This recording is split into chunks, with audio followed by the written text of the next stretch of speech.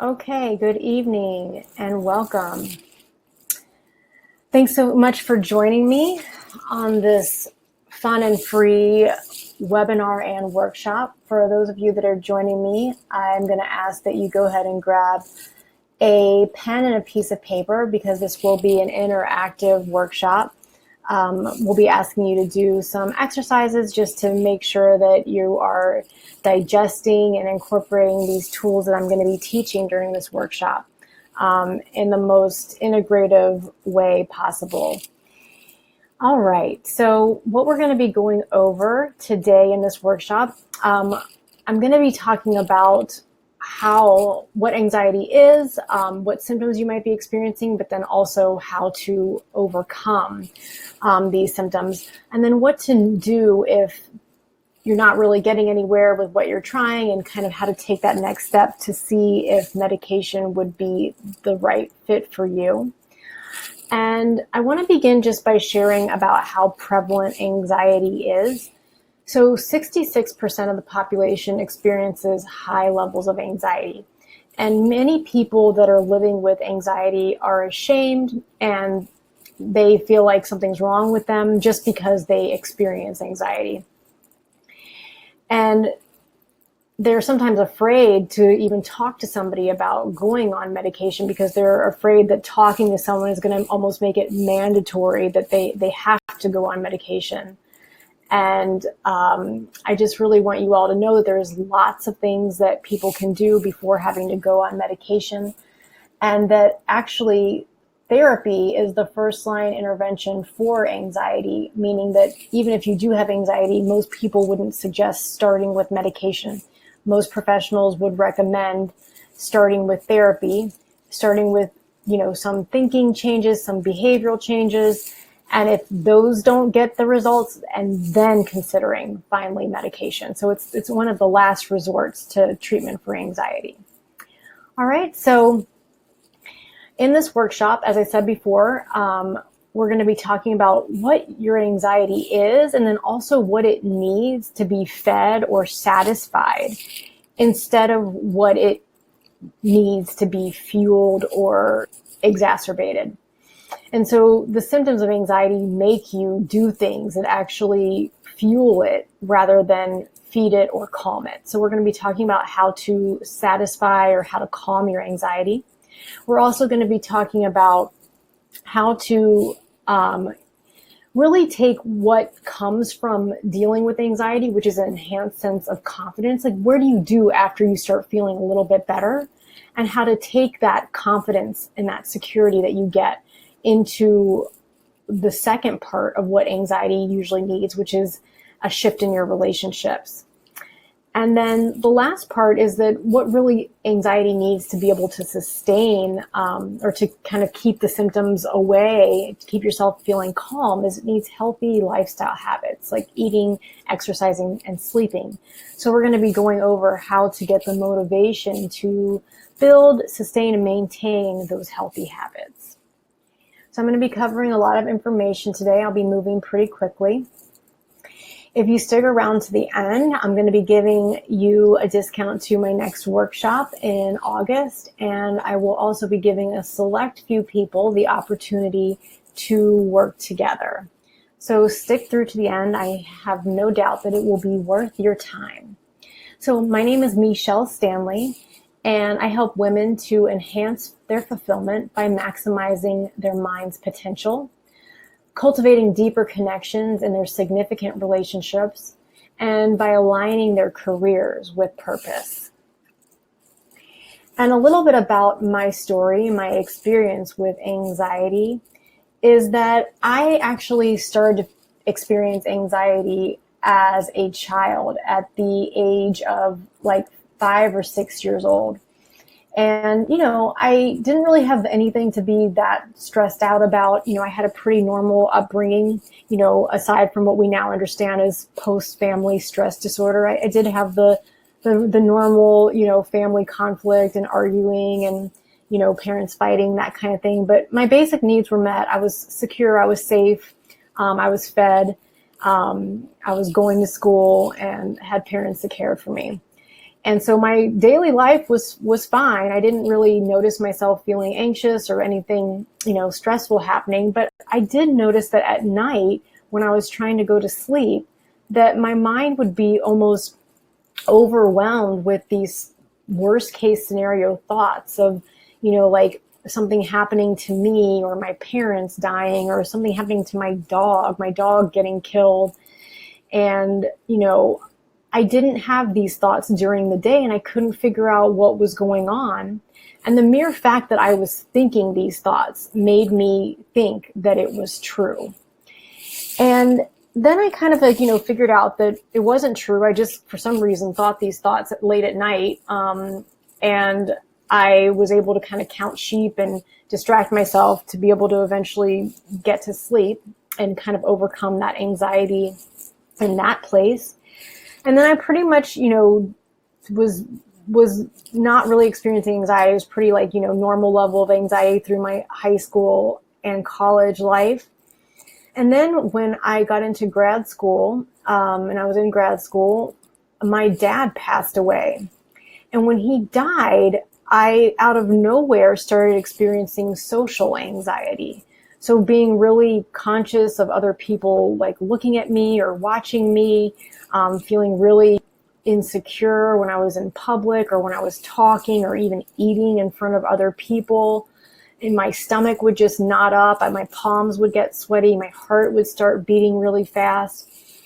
And, what I initially thought was that I had some kind of social anxiety and that I needed to figure out how to become more, confident in my relationships, and be more, socially,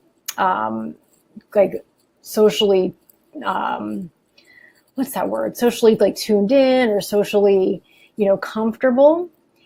And it wasn't until I went to therapy that I realized that it was actually my father's death that had kind of shook my sense of security. And that's because when my dad died, I found out that he had a totally other life and existence and life that I didn't even know about for all of my childhood and adult life. And finding out that new information when he died just kind of shook my sense of knowing and shook my sense of trust in what I knew to be true. So that shaking in my sense of security is actually what created my anxiety more than what it was a discomfort in my relationships.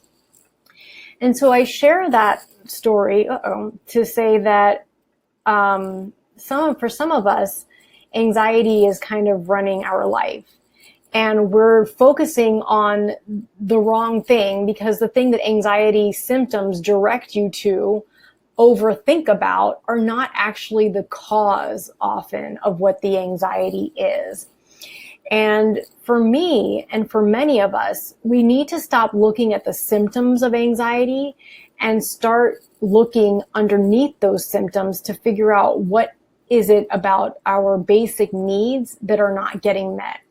And so if you don't know, some of the symptoms, the most common symptoms of anxiety are restlessness, worrying, tension, stiffness in the body, indecisiveness is a really big one. And then in the end, all of these things are, kind of feeling afraid, having self-doubt. You feel like your mind is cluttered. There's this constant sense of overwhelm.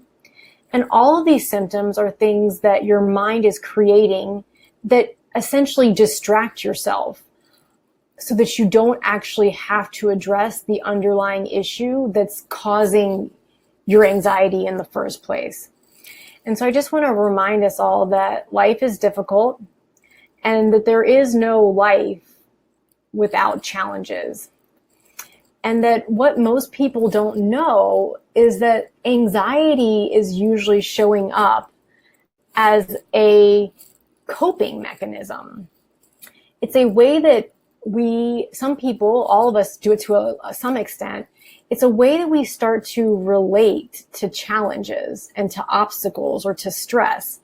And why your mind is doing that is because it's a natural tendency for the mind to try to avoid things that it perceives would be uncomfortable or painful to deal with. And the thing about that is that all things that we haven't experienced yet that are in the future are uncertain.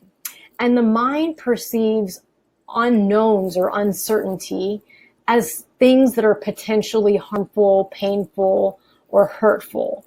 So the mind automatically starts to try to cope with uncertainty by becoming fearful or trying to avoid it, because the mind is trying to say, I can protect you by not having to feel this pain or not having to feel this uncomfortable emotion.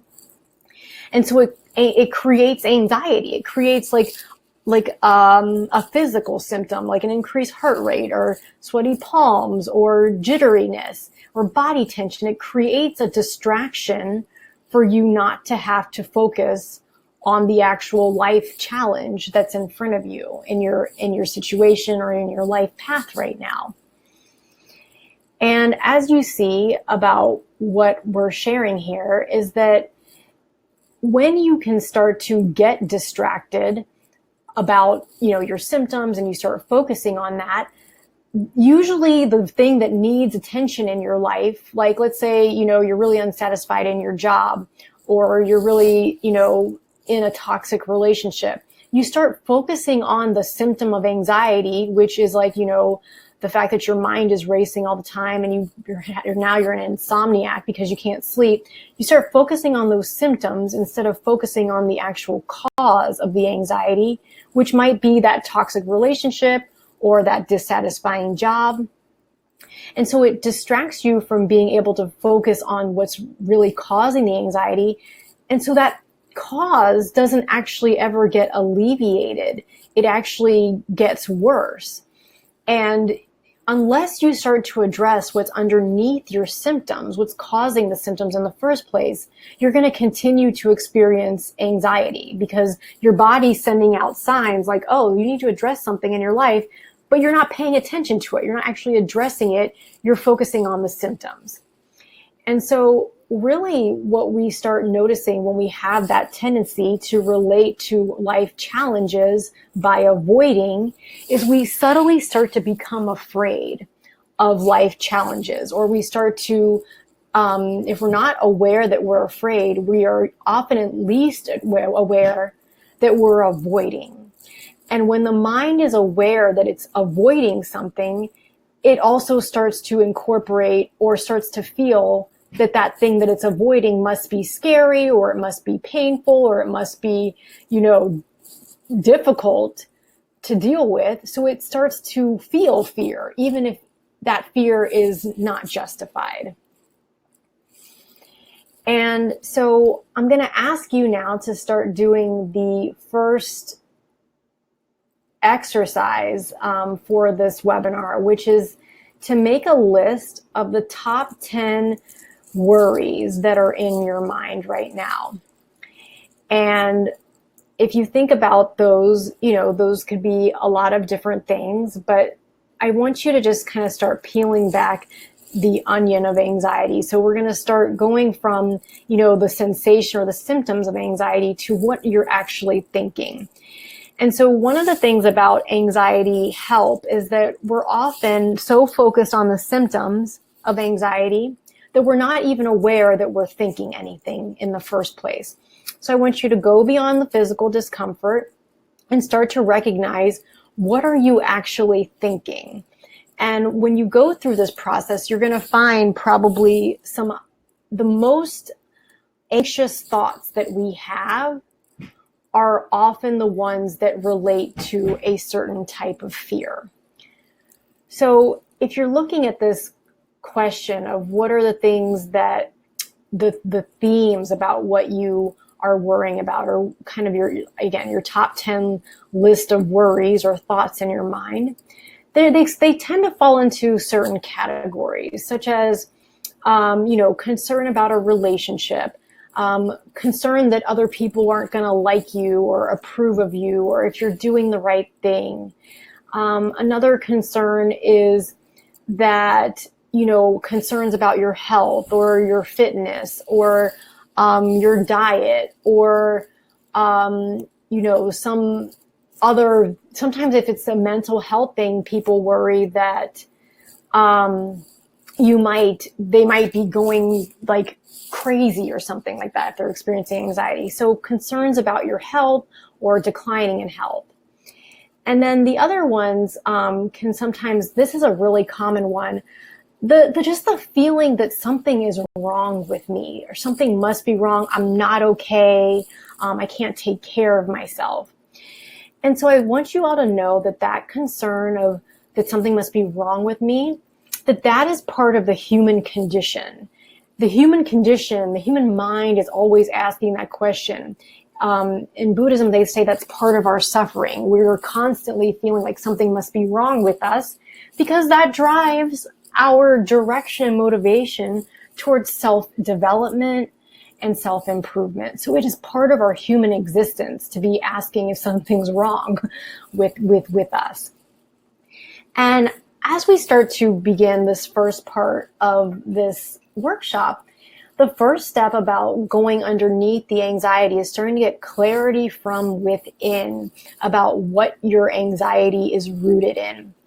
And this is counterintuitive to what you want to do when you experience anxiety. Is you want to go outside. You want to go to, the internet or to social media and compare your insecurities to other people's lives. Or if you're having a health concern, you want to go to WebMD.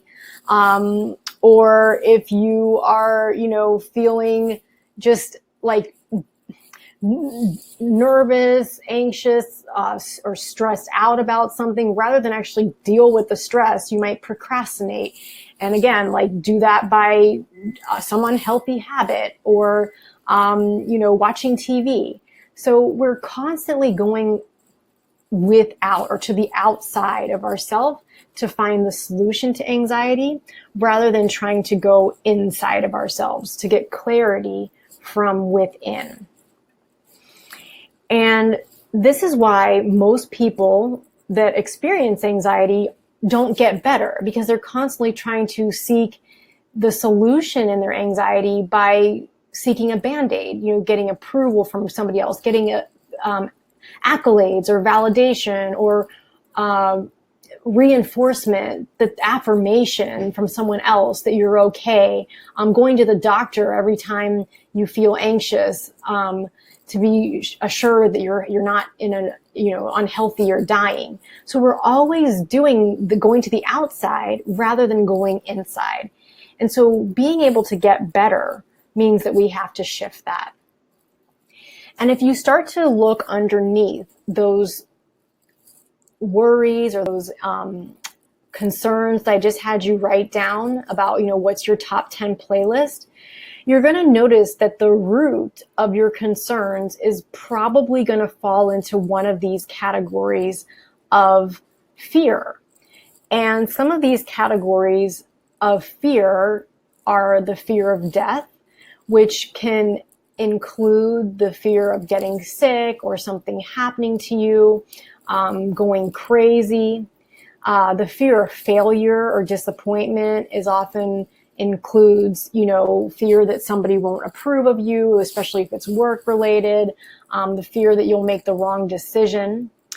Fear of loneliness or isolation includes things that happen in relationships, whether that's intimate relationships, friendships, family relationships, not working out or making somebody upset, or you're going to do something or something's going to happen that's going to sever the relationship.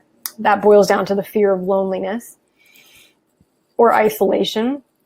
And then the fear of discomfort or pain is really a big one. And then the last one I said is just the just shame and guilt, which is that fear that I'm not enough, or that I'm not worthy. And so all of these things, if you really recognize them, they often have not happened yet. They are fears, and like I said before, that fear is often in the future. It's not in the present. Or fear is about something that happened in the past that you are afraid will occur again in the future. So fear is almost never present. And that's why anxiety keeps us either locked into the past or stuck in the future that hasn't occurred yet. But either way, it keeps us unavailable to the present, which is where your life is and where your joy, your contentment, and your fulfillment is. It's in the present. Your joy and happiness is not in the past and it's not in the future, because if it's there and it's never present, you'll never have it.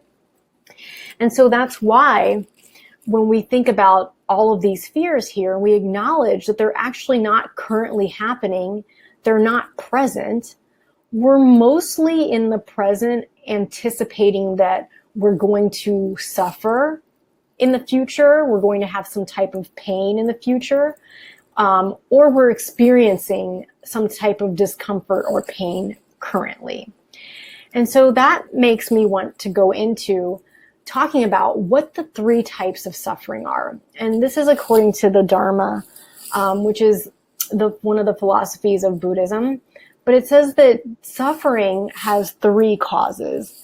And the one of the suffering is caused by the environment or your environment. You know, that's like natural disasters. You know, if your place burned down, that would be a suffering caused by the environment. Global warming could be suffering caused by the environment. And the second type of suffering is suffering caused by others. That could be, you know, if you're in a toxic relationship, or actually if you're in any relationship is going to involve, especially intimate ones, are going to involve some degree of discomfort. But then the third criteria is the most significant one when it comes to anxiety, which is suffering that you are causing to yourself. And that's why I really want to talk about this, because with anxiety, if the thing that's actually causing your suffering hasn't occurred yet, we really have to start looking at how much of our suffering are we causing, are we adding onto the suffering that's already existing by doing things with our mind, or how we're relating to stress, or how we're relating to a situation that causes additional suffering, pain or discomfort than what is already happening in your life. So I want you to ask yourself, what is the source of your suffering right now? Is it yourself? Is it a relationship? Is it your environment? And just make a note of that. And here it is again, if you need them. So go ahead and make a note of which place you feel the most of your suffering comes from. Most of your suffering or most of your discomfort. And then I want you to I'm going to review what you should have so far. You should have a list of your top 10 worries, or top 10 kind of playlist of thoughts in your mind. And again, that's because most of us who are experiencing anxiety just think we're experiencing anxiety, that there's no reason for it, just came out of nowhere. But you will realize that you're actually thinking things. And the better you get at this exercise, you're going to find the thoughts that are like the high anxiety thoughts. And the highest anxiety thoughts are the ones that are correlated to a fear. So it's make your list of top 10 worries and then start to whittle it down into what are the different fear categories that those are falling into. And then finally here, it's about, once you whittle those categories, you know, fear of death, fear of isolation, fear of rejection, fear of disappointment, fear of failure, fear that you're not enough. Then I want you to go in to look at the 3 types of suffering, is who is causing, or who's the initiator of these fears. Is it being caused by other people? Is it being caused by your environment? Or is it being caused by you? And then this last part of clarity is about being able to shift from what we're afraid of and who the cause of our suffering is to be able to shift from what we are afraid of or what we dread to what we actually want and desire.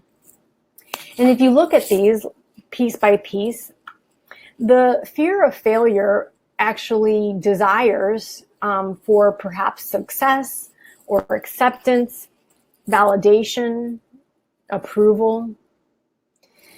The fear of loneliness isolation, rejection, abandonment often needs to have connection, companionship, or also like sometimes security in relationships.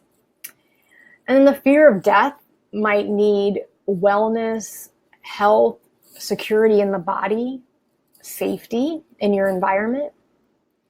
And then the fear of pain or discomfort is about knowing that you can handle difficulty and challenges that come up. Now, if you're currently experiencing pain or discomfort, sometimes it is less about being able to, I found I work with a lot of people with chronic pain, and it's not so much that the pain is, right now in this moment, is unbearable, but how much we add to that pain when we have the thought, this is going to last forever.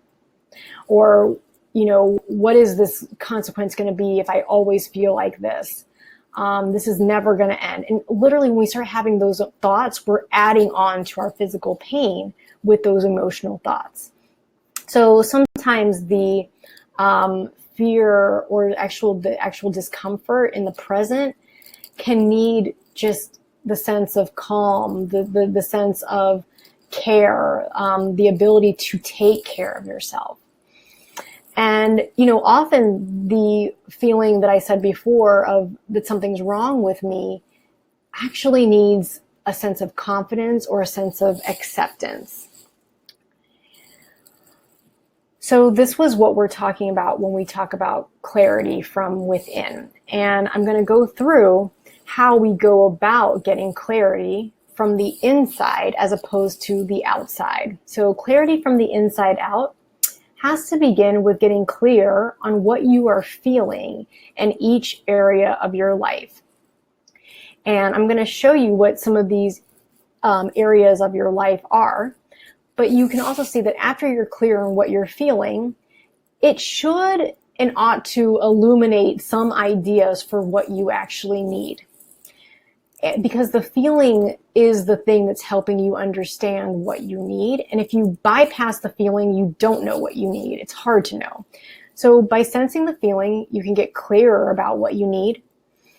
And like I just reviewed in that last exercise, sometimes the feeling of fear of those things I just named can help us understand our need for security, our need for acceptance, our need for love, our need for connection. So after you are aware of what you're feeling, you are going to try to recognize what is it that you want to feel instead. And why we get off track here is that we're never usually thinking about our feelings, and we're often just prescribing expectations about what we need to feel differently, but we're just not aware of what the actual emotional experience is that we want to have. For example, we just think, oh, I just want to be in a relationship, or I just want a new job, or I just need to move to a new place. We're thinking about things on a decision, a behavioral level, rather than thinking about what is it that we think those changes will bring to us. And that's the part that we need to be the most focused on. Not just what are the things that are going to bring us the emotion, but what is the emotion that we want to be able to experience in our lives? And then the last part is to find ways to give that emotional experience to yourself through action and self-care. And then the last part is to find ways to get that emotional need met from others, which is what intimacy and connection and relationships are for. And so here's an example of one of the emotional guidance scales that you could take a look at to look at what are some of the emotions you might be feeling right now in your life. And I like this scale because it's usually a good one for just looking at your emotion overall in your life. And why I like this is that you see where worry falls. Worry is falling at number 14. And you see around it are those similar anxiety emotions: worry, doubt, disappointment, overwhelm, frustration, pessimism, boredom. So these emotions, they're kind of in the middle of the spectrum. They're not depression emotions, but they're kind of like in the middle. And why this is so important is that once we can push through these emotions, we can start moving up into the upward spiral. And so this emotional guidance scale is a big part of manifestation work. And as you see here, once we get into the upward spiral of emotions and we get into the positive emotions of contentment and hopefulness and optimism, that's also known as manifestation emotions, where you're more likely to get results for what you are wanting to experience as a result. So often we're thinking about, oh, I need the perfect job in order to be happy. But the metaphysical science says that if you allow yourself and find ways to make yourself happy before you get the job, that emotion is going to guide you through your thoughts, actions, and emotions, decisions too, to do the things that are going to allow you to create the opportunities that are going to manifest that job, that relationship, that shift in your life. So the emotion, shifting the emotion is really the first place to start. So figuring out where you are in your life, this is one way to think about it. Where are you kind of overall feeling about your life in many areas? You might find that there's a general theme. The other way to think about how you're feeling in your life is by, I'm going to go one more forward, is by thinking about your life almost as in pie pieces. And so this little circle, one pie piece might be work. For many people, they find that work is like that 45% category because it's where most of our time, energy, and focus is spent. So, it might be work. Another pie piece might be relationships. Another pie piece might be health. One pie piece could be community. One pie piece could be, friends or fun or social activities. So one way to think about your life is like breaking down your emotion into how you're feeling in each of these categories. And here's just another way. You can start to look at, here's another pie. What is it that you are currently feeling? And what is it that you want to feel?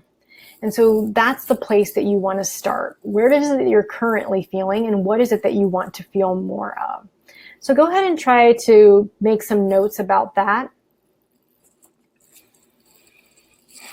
And I didn't say this already, but I did want to emphasize that, I said it right here, is that part of what we're doing here when we can figure out how we're feeling and what we want to feel more of is that we start to take care of ourselves, because taking care of yourself is being able to be in control of taking care of the emotional experience you want to have. Like, people often think, I did this workshop in a school a couple months ago, and you ask these kids who are about to go to college, like, what are you most concerned about? And they're like, oh, I want to get into a top 10 school, and I want to be able to have a career that makes a lot of money. And these kids in high school are thinking about this. Now, granted, it was Sitwell and Friends, but it was a high school. But if you think about what are those things going to actually give you? Are they going to give you happiness? And if you have children or have someone that you cared for, would you want them to have all the material worth in the world if they weren't happy? And so often we need to go directly to what is it that's going to make us feel the way that we want to feel, whether it's happy, whether it's joy, whether it's peace, whatever it is at this time, at that point in your life. Being able to give yourself that emotional experience is one of the best ways that we can care for ourselves. One person said, if you can look at all the material gains that you can have in the world, a great job, a beautiful house, all the money. Now look at the other situation. If you could just have as much joy, love, and compassion in your life, which person is going to be better off? And science actually shows us is that it's not the person with the most amount of, material success, but it's the person with the most joy, love, and compassion in their life. So being able to take care of yourself is one of the first ways, and it's meeting our first need of security, that the feeling and the knowing and the trust that you are okay. And one of the ways that we can start to self-care for our sense of security is by helping ourselves to feel the way that we want to feel individually. And then the second way is by being able to get nurtured and feel the way that we want to feel in our relationships, especially our most significant relationships. And the point about doing this inquiry is that anxiety is essentially about looking beyond your fears to understand who is causing your suffering, what is your suffering about, and then also be the person, you, to be able to shift that focus from what you're suffering about to what you need to be able to feel, to meet your basic needs.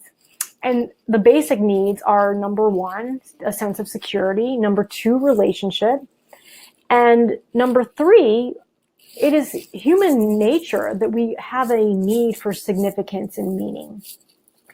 And Maslow says that until we meet our basic needs, that it would be hard for us to go about meeting and fulfilling our needs for relationship, and that until we've met our needs in relationship and our basic needs, we're not in the best place or even focused on meeting our needs for significance and meaning.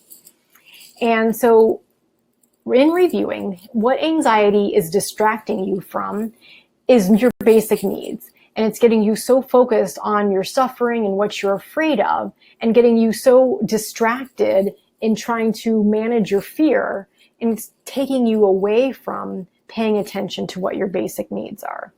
So I'm going to ask you to ask yourself, what basic need are you trying to meet most, or what basic needs are the most important for you right now in your life? Is it the need for security? Is it the need for safety? Is it the need for relationship, for love, connection? Is it the need for meaning or significance?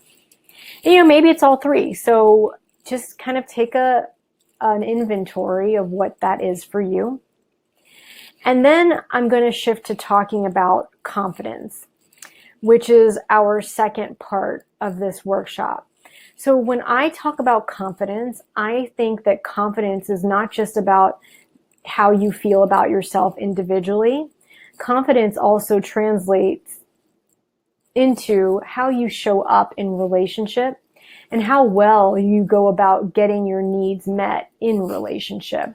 And then last, confidence is really about using your individual confidence, your relationship confidence, to really create something, to build something, to collaborate, to partner with other people, where a result, a sum of those two peoples, those two confident people who are bringing their individual skills, strengths, abilities into a situation, they can combine and really, make something and partner to make something great, whether that's an endeavor or a business mission, a partnership, a relationship, a baby, whatever it is. It could just even be a great idea. But all of these levels of our life involve confidence. And when we start uprooting our anxiety, we're starting to develop confidence from the inside out as opposed to the outside in. And this is what I call self-empowered security, which is authentic confidence. How we're normally going about confidence in our life is we're trying to go about confidence from the outside in.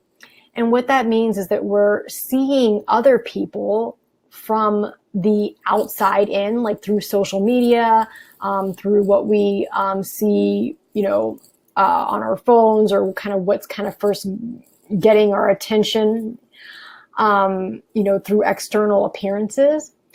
Meanwhile, we're looking at ourselves from the inside out, which is automatically creating this disparity that we're not on the same level as other people, which takes away from our ability to be and feel connected to other people.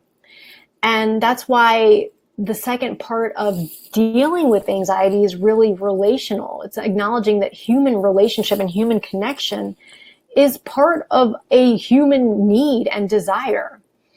And that if we're constantly looking at ourselves from the inside out and looking at others from the outside in, we're never going to feel like we're enough, which is feeding into that fear of inadequacy, the fear of not being enoughness. And so why we end up kind of turned around here is that we are not just feeling confidence, doing confidence from the outside in, but we start to, our whole entire life starts to get turned outside in. So it gets kind of like turned upside down. And I'm going to show you what that looks like. So self-worth has to begin with the knowing that you are enough individually to yourself, that you are enough to be able to take care of yourself, that you're enough to be able to figure out and move through challenges. And then it has to being able to know that you have enough wealth in your relationships, and that you do enough to be able to take care of yourself and take care of the things that matter. And these are the things that really make self-worth. So I say that self-worth is actually comprised of both self-care, the ability to take care of yourself. If you're not actively taking care of yourself, you're not taken care of. If you said you were taking care of an animal or a house or a person and you didn't actually take any action towards that care, that thing would not be taken care of. And it's the same thing for yourself. If you are not actively doing things to take care of yourself, you cannot be taken care of. And if you do not have self-care, you cannot have self-worth or the idea that you are valuable to other people. The second part of self-worth is self-love. And self-love is that ability to feel the way that you want to feel. Do you feel positive about yourself? Do you feel positive about yourself? Do you feel positive in your relationships? And it has to include the ability to not just feel positive all the time, but to be able to be resilient, to go through difficulty.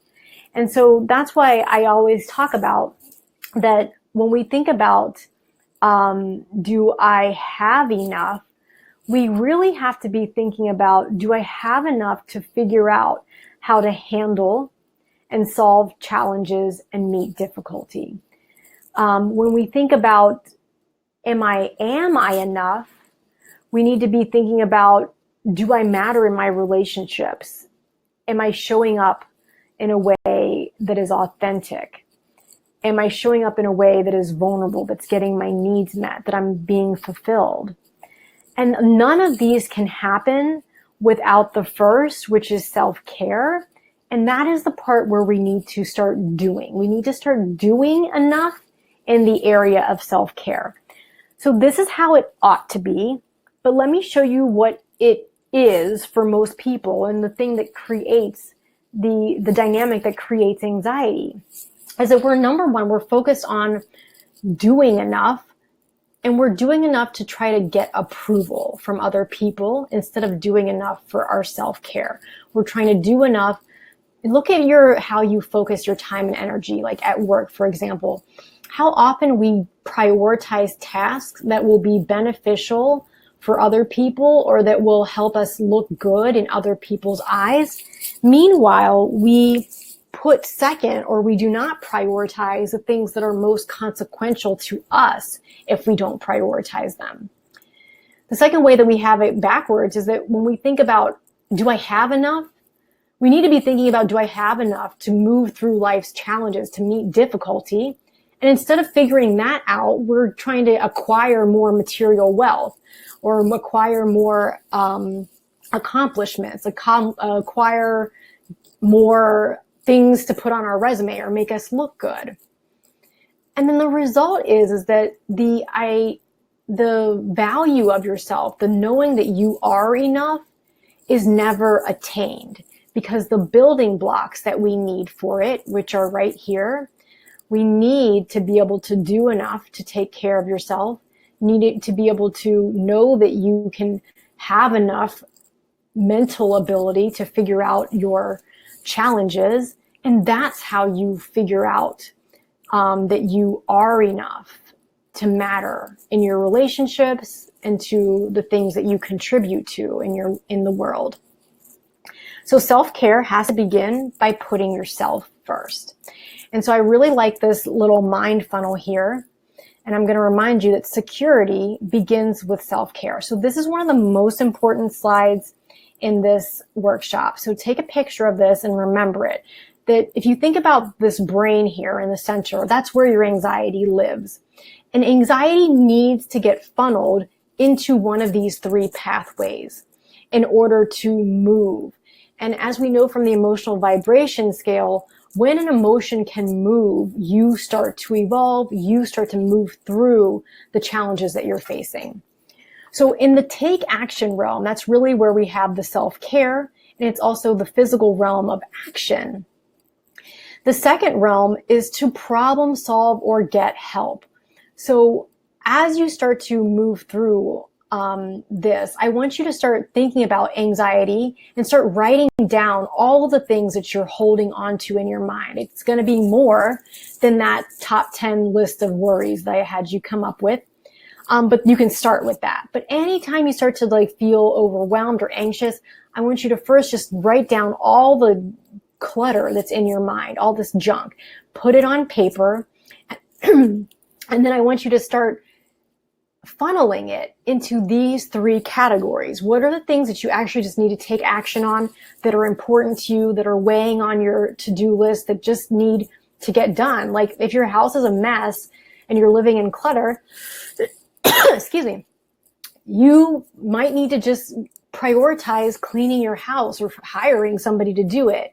If you've got, if you're procrastinating on a deadline or you're procrastinating on paying a bill and those fees are adding up, you might need to prioritize getting on a payment plan and starting that soon. So this all goes in the category of take action or of getting things done. I say that's the physical realm because it's taking action. The second realm is about problem solving or getting help. So there's some stuff that you're anxious about, that you're just holding on in your mind, you're trying to figure it all out yourself, rather than putting it into the category of this is something that I need help with or I need to figure out how to problem solve. So the first step to being able to figure something out or problem solve, you have to identify, I need to figure this out, or I need help to figure this out. So begin by putting things into that category that need to be figured out or problem solved. And the last category, which is accept or move on, is the category of emotional. And I'm going to get to this last, but that's usually the category that is left after we've gone through these other parts. And that just might be the emotions that you're kind of feeling about the problems that you're facing in your life, or about the situations, or about the things that you need to get help with. So go ahead and write down the emotions in this third category, or just situations that you have no control over that don't go into the take action or don't go into the problem solve or get help category. All right, so really this first category, as I said, self-care begins with action. If you were not taking action to care for something, it wouldn't be taken care of. So really start figuring out what are the things that you just need to do. And like I said, decluttering is often one of them. So then finally, to break it down, what we're going to do to cultivate confidence now, this is our second step. Confidence exists both in the personal realm, the relationship realm, as well as in the career endeavor realm. So number one, you're going to take action to meet your basic needs. You're going to find a balance between meeting your own needs and getting help from others. And that's what's going to be in that second category that I just shared with you from that mind funnel. And then we're going to start talking about how do we start using our communication to be able to assert what you want and set boundaries against what you don't want. And how we're going to start doing that is through communication. And so communication is our last and final step of this process.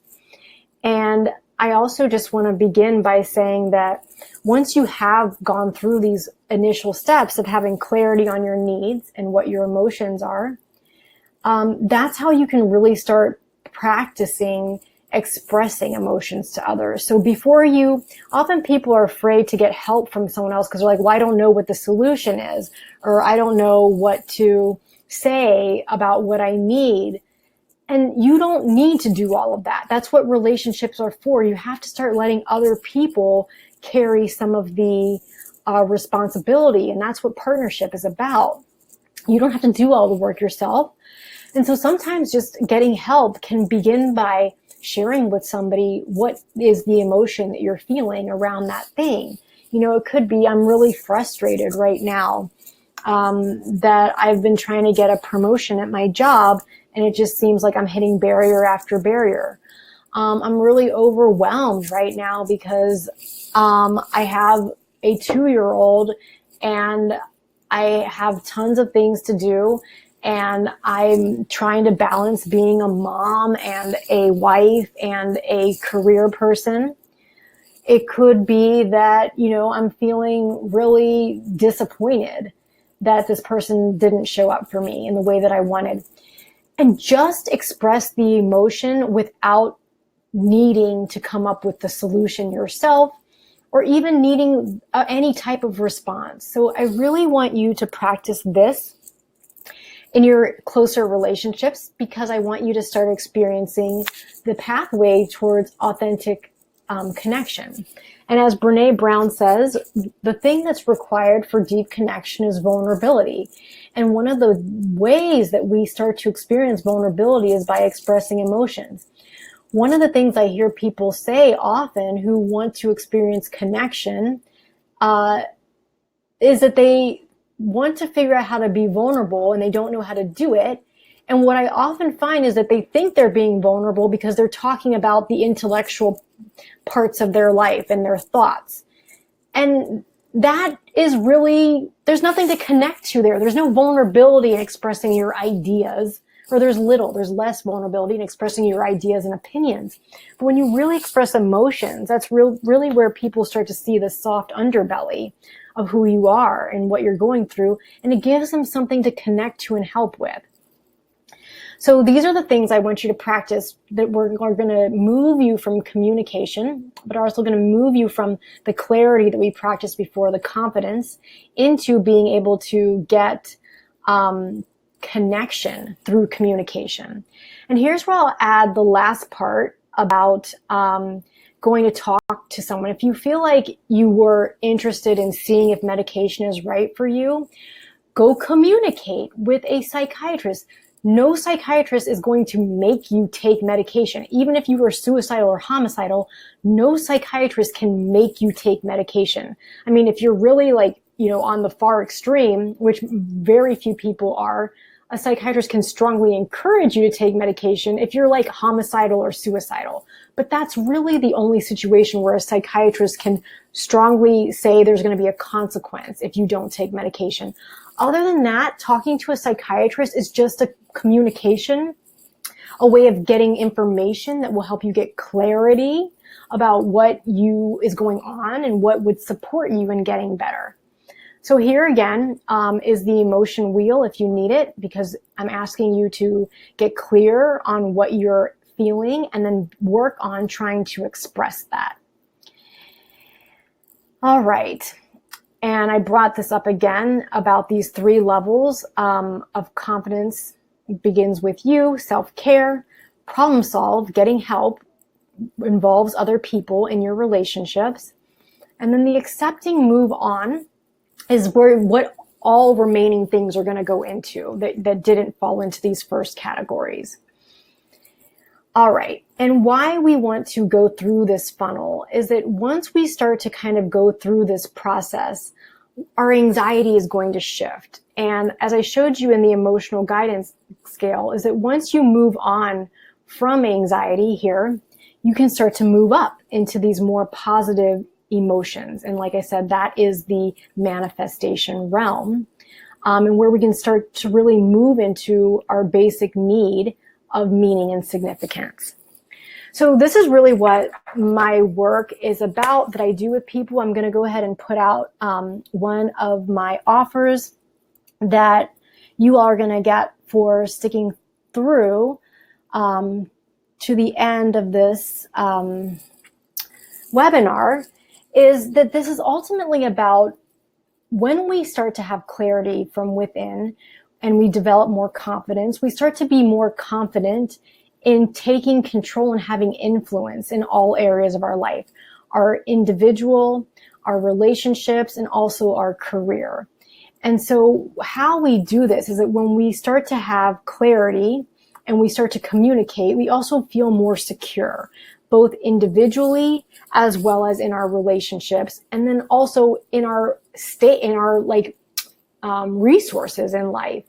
And then when we start to communicate and we bring our confidence into our relationships, that's really how you get that relationship synergy, that where what you're doing with other people really creates something that is a gain and a sum that is greater than what each of you put in. And then when you have this clarity and this confidence together with these relationships, that's really how you start to get significance in your life and commitment, clarity to living with purpose.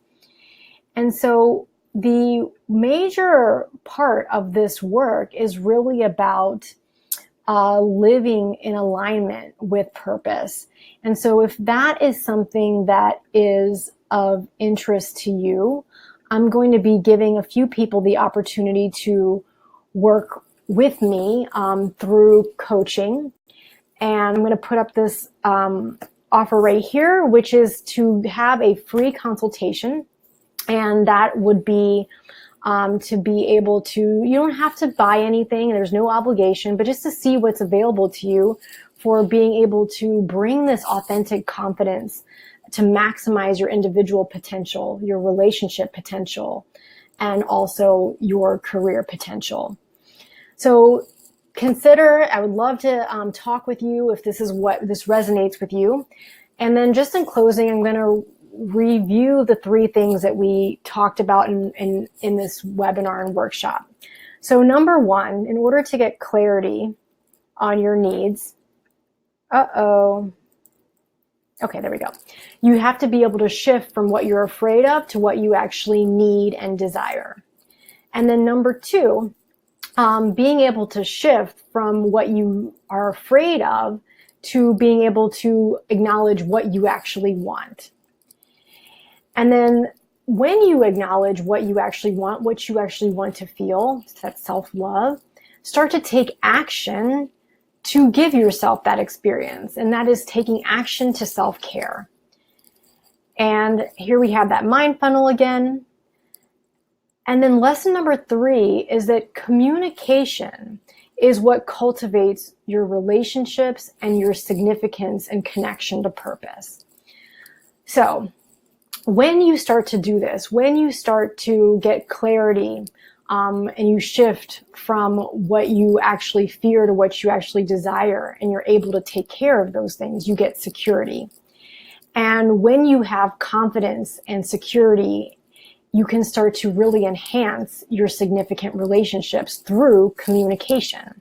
And when you have communication and confidence, that is really when you start manifesting the opportunities to manifest and align your life with meaning and purpose.